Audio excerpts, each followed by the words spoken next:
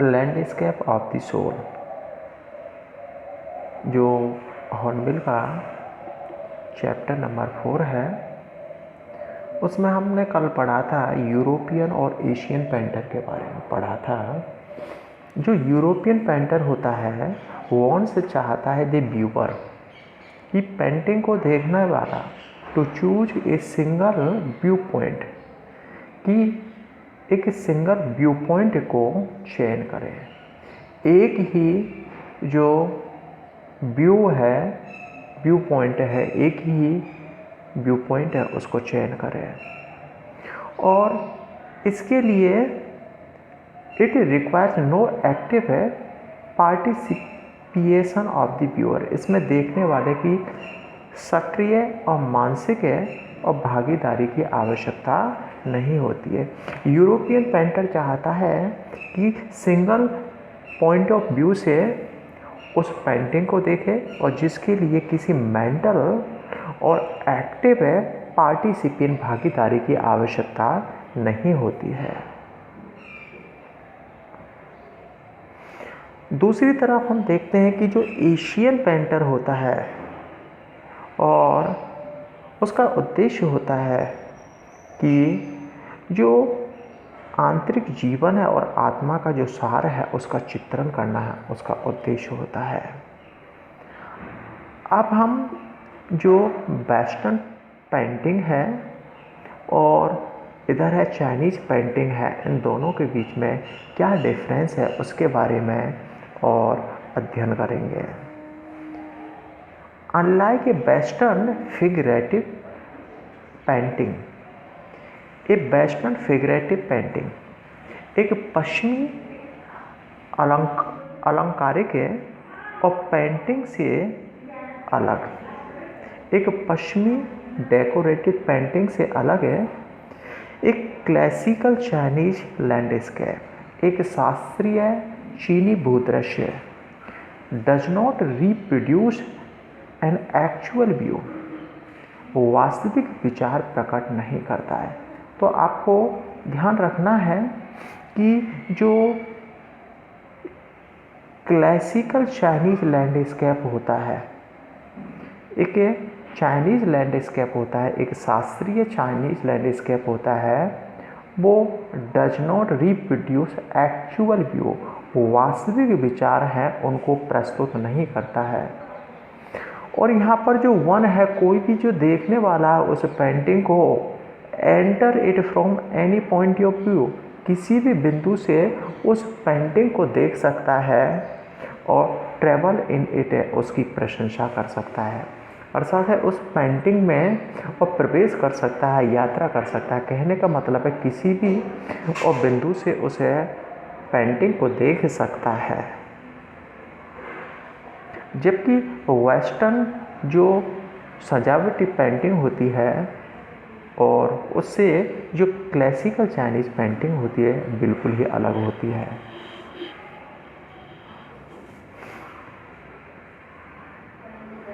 हम देखते हैं कि it requires the active participation of viewer both physically and mentally.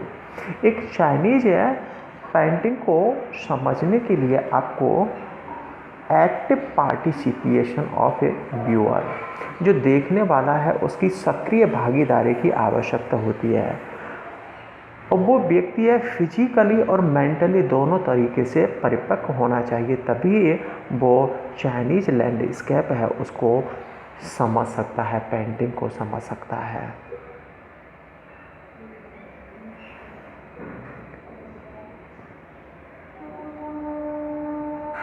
He can enter the painting, वह painting को समझ सकता है और देयर बाई, और जिसके चलते द आर्टिस्ट माइंड है, जो आर्टिस्ट है, कलाकार है, और उसके माइंड, कहने का मतलब है पेंटिंग को समझ सकता है और कलाकार है उसके माइंड को मतलब है कि उसके मस्तिष्क में क्या चल रहा है उसको भी समझ सकता है, उसके माध्यम से क्या मैसेज देना चाहता है, इन दोनों को ही और वह समझ सकता है।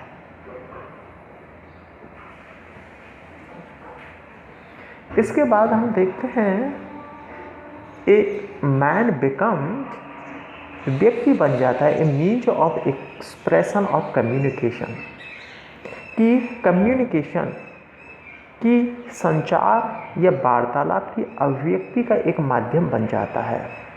कहने का मतलब है the eye of the landscape, एक भू दृश्य है, उसकी आँख बन जाता है।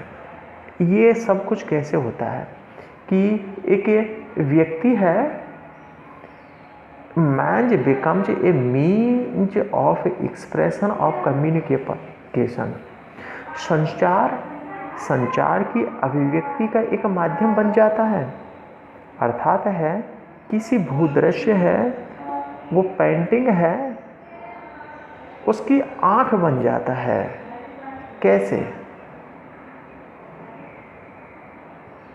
It is an inner landscape.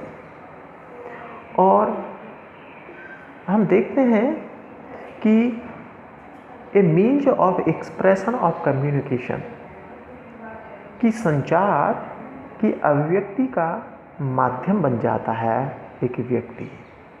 वो कैसे?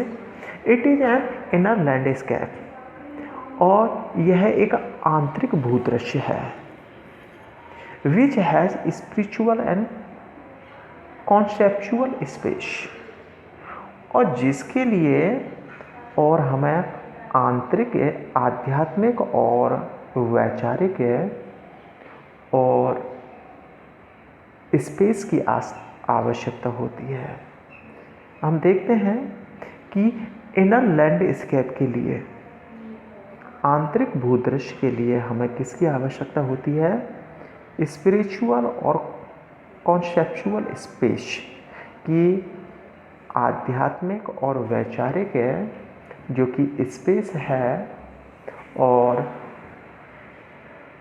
स्पेस का मतलब है अंतरिक्ष भी कह सकते हो, स्थान, इन दोनों की आवश्यकता होती है।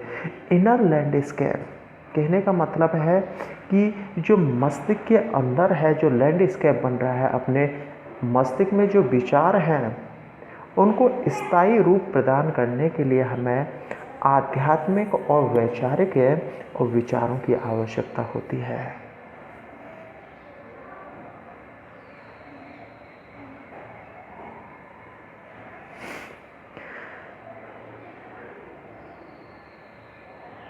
दिस डिस्क्रिप्शन स्पेक्स और एक्सप्रेस एज ए सेंसुई।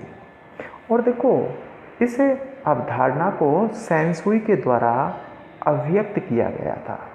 देखो, इनर लैंडस्केप की जो अवधारणा है, इनर लैंडस्केप जो आंतरिक जो विचार, जिसके लिए स्पिरिचुअल और कॉन्सेप्चुअल स्पेस की आवश्यकता है, कि जो अवधारणा है, दिस डिस्क्रिप्शन और इसका चित्रण है, वो सेंसुई ने अभिव्यक्त किया है। जो कि सेंसुई एक चाइनीज शब्द है, और सेंसुई ने किया है। और सेंसुई से क्या अभिप्राय होता है? माउंटेन वाटर, पर्वत जल होता है। और सेंसुई से क्या अभिप्राय होता है? पर्वत जल होता है। और यहाँ पर हम देखते हैं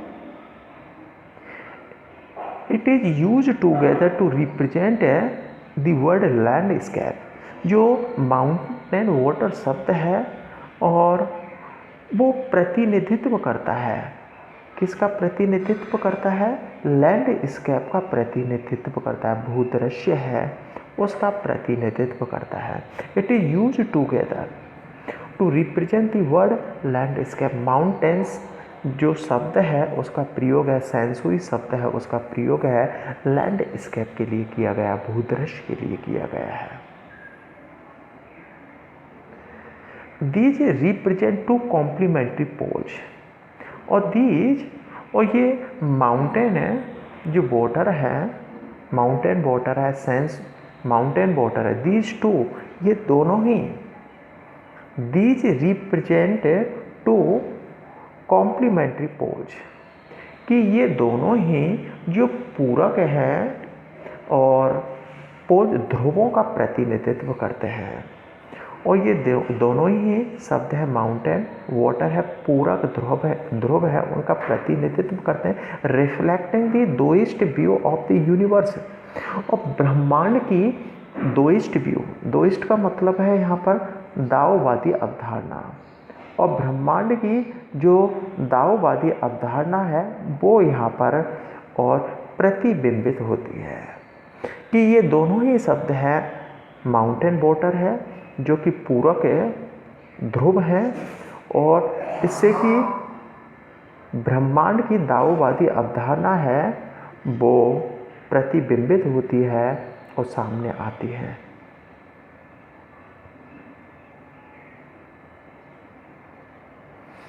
अब यहाँ पर देखते हैं यांग, और चाइनीज़ में हम देखते हैं, चाइनीज़ लैंग्वेज में देखते हैं यांग। यांग किसको कहते हैं? माउंटेन को कहते हैं, पर्वत को कहते हैं। विच रीचेस टूवर्ड्स हेवन, जो कि आप देख रहे हो स्वर्ग की तरफ है। कैसा है? विच जो कि रीचेस टूवर्ड्स हेवन, जो कि स्वर्ग की तरफ है। वर्टिकली का मतलब है एक तरीके से खड़े रूप में है, कि जो ये वाटर है वो स्वर्ग की तरफ है, पहुंचता है वर्टिकली। मान लीजिए ये वाटर है पृथ्वी पर, और ये किस रूप में है? एक तरीके से वर्टिकली खड़े रूप में है, ये स्काई की तरफ है, और इस तरीके से इसको इस फॉर्म में बताया गया है। ये तो अर्थ हो गया और ये स्काई हो गया। तो चाइनीज लैंग्वेज में हम देखते हैं कि यांग को माउंटेन कहते हैं, पर्वत कहते हैं, और हम देखते हैं कि जो ये पृथ्वी है, और पृथ्वी पर आप देख रहे हो पर्वत है, इस तरीके से खड़े रूप में है, जो कि एक तरीके से आसमान की तरफ जा रहा है, सीधे रूप में, लंबवत रूप में है ये। इट इज स्टेबल, जो पर्वत है, एक बात ध्यान रखना है, स्थायी है, स्थिर है। कैसा है? स्थिर है। Warm and dark in the sun, सूर्य की धूप में आप देख रहे हैं गर्म है और स्थायी है। पर्वत स्थायी है, अनचेंजेबल है, वार्म है, गर्मी है, गर्म रहता है सूर्य की धूप में। और वाटर देखो, हम देखते हैं माउंटेन को यांग कहते हैं, और जो वाटर है और उसको क्या कहते हैं हम? यिन कहते हैं। जो आप देख रहे हो वाटर को यिन कहते हैं, और आप देख रहे हैं माउंटेन को यांग कहते हैं। विच रेस्टेड ऑन, रेस्टेड विद्यमान, जो जल है किस पर है? पृथ्वी पर है। और हम देखते हैं हॉरिजेंटली और क्षैतिज रूप में, क्षितिज रूप में यह पृथ्वी पर विद्यमान है। इट इज फ्लूइड, फ्लूइड ये तरल रूप में है, मॉइस्ट नमी है इसमें, और कूल और ठंडा होता है। कि चाइनीज लैंग्वेज में वाटर को यिन कहते हैं, और जो कि हम देखते हैं पृथ्वी पर विद्यमान है क्षैतिज रूप में, और ये कैसा है? तरल है, इसके बाद इसमें नमी है, और ये ठंडा है। Yin is the receptive feminine aspect of the universal energy. और हम देखते हैं यिन, जो यिन है, जो जल है, वो कैसा है? रिसेप्टिव, रिसेप्टिव मतलब ग्रहणशील है, ग्रहणशील है। फेमिनाइन जो कि स्त्रीत्व है, एस्पेक्ट पहलू ऑफ यूनिवर्सल एनर्जी, कि यूनिवर्सल और यहाँ पर यूनिवर्सल ब्रह्मांड की ऊर्जा का एक पहलू है। देखो दो बात है कि यिन है, फीमेल है, जिसका जेंडर क्या है? फेमिनाइन है। रेस्पेक्ट ग्रहणशील है, जो कुछ है इस तरल पदार्थ में आप मिलाना चाहते हो वो मिल जाता है। और ब्रह्मांड की इस ऊर्जा का क्या है, ग्रहणशील और स्थिरत्व तत्व की विद्यमानता है इसमें। जबकि हम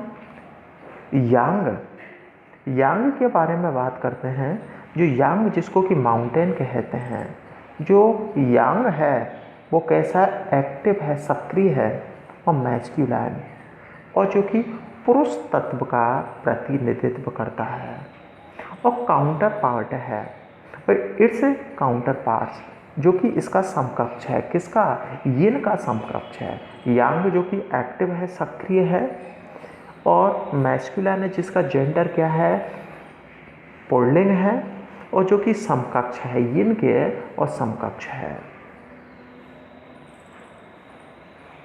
द फंडामेंटल नोशन ऑफ दोइज्म और दाओवादी अवधारणा का यह आधारभूत और विचार कौन सा, यिन और yang. These two forms energy interact, और ये दोनों ही मिलकर है ऊर्जा, और हम देखते हैं जो ऊर्जा है उसका निर्माण करते हैं, और यिन और यांग दोनों ही मिलकर है वो ऊर्जा है वो उसका निर्माण करते हैं। इसे एनर्जी इंटरएक्ट है, जो ऊर्जा है एक तरीके से एक दूसरे से जुड़ी हुई है। An important aspect which is normally overlooked is that, और देखो एक है an important aspect, एक महत्वपूर्ण पहलू which is normally overlooked, और जिसकी अक्सर है उपेक्षा की जाती है, नज़रअंदाज किया जाता है, और एक महत्वपूर्ण पहलू और जिसको अक्सर है आमतौर पर हम अनदेखी करते हैं वो क्या है, मिडिल वॉइड है। मिडिल वॉइड एक तरीके से कि बीच का शून्य स्थान, द इसेंशियल एलिमेंट, जो कि एक महत्वपूर्ण है और तत्व है, आवश्यक तत्व है। देखो यिन और यांग के बीच में जो एलिमेंट पाया जाता है वो मिडिल वॉइड होता है, कि मध्यवर्ती शून्य स्थान पाया जाता है, where there interaction take place, और इंटरएक्शन जहाँ पर आप देखते हो बातचीत है, क्रियाकलाप है और घटित होते हैं। यिन और यांग एक दूसरे से वो जुड़ते हैं और मिलते हैं, और वो स्थान कौन सा है, मिडिल वॉइड है, और इस मिडिल वॉइड की अक्सर है अनदेखी की जाती है।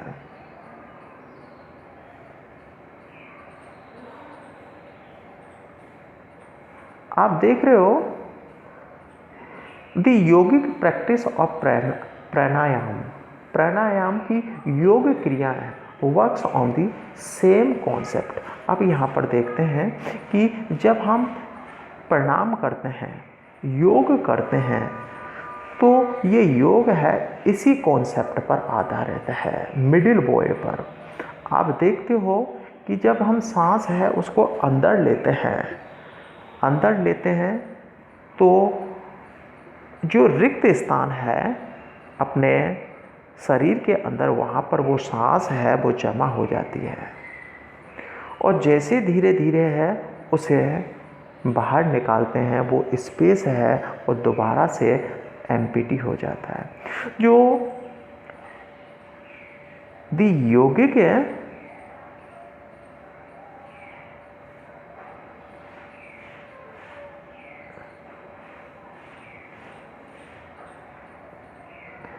जो द योगिक प्रैक्टिस ऑफ प्राणायाम की योग क्रिया हैं इसी कॉन्सेप्ट पर कार्य करती है, मिडिल वॉइड है उस पर कार्य करती हैं।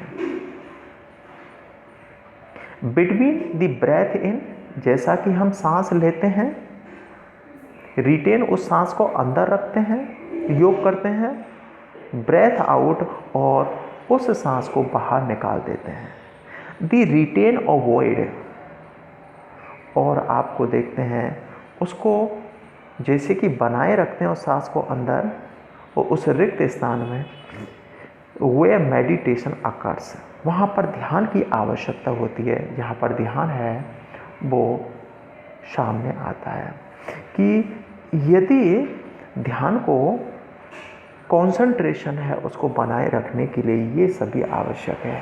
सांस को अंदर लेना, बाहर निकालना और मिडिल वॉइड में जो बीच में हमारे जो रिक्त स्थान है उसमें सांस को और रखना। The middle void is essential, जो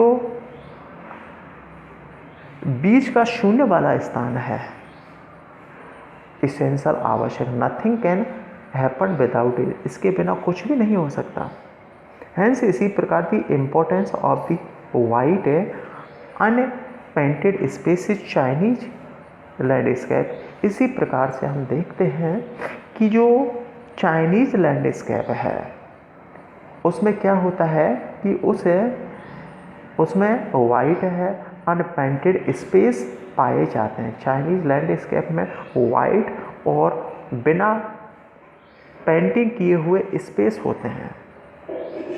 उनका भी मतलब है मिडिल वॉइड होता है।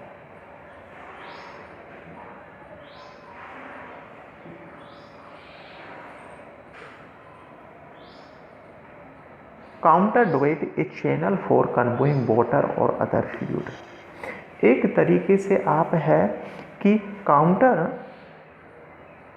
ड्यूट का मतलब एक चैनल है, एक ऐसा चैनल है, मार्ग है, और फॉर कन्वेइंग वाटर और अदर, जिससे कि जल और अन्य तरल पदार्थ है उसके बारे में और संदेश और दिया जा सकता है। हम देखते हैं कि man finds a fundamental role in that space. इस अंतरिक्ष में मनुष्य है और एक आधारभूत अपनी भूमिका पाता है। स्वर्ग और पृथ्वी के बीच में आप देख रहे हैं कि बीच में और जो स्पेस है उस स्पेस में आप देख रहे हो कि एक महत्वपूर्ण भूमिका पाता है। ये becomes the channel of communication, और वह एक चैनल बन जाता है। Both the poles of universe, ब्रह्मांड के इन दोनों पोलों के बीच में एक है और संचार का एक माध्यम बन जाता है हेवन और अर्थ के बीच का। ही इज इंडीड, मनुष्य वास्तव में ही the eye of the landscape, एक है जो भूदृश्य है, उसकी आँख है। उसके बिना इस पृथ्वी पर, इस हेवन पर कोई भी क्रियाकलाप है वो संभव नहीं है।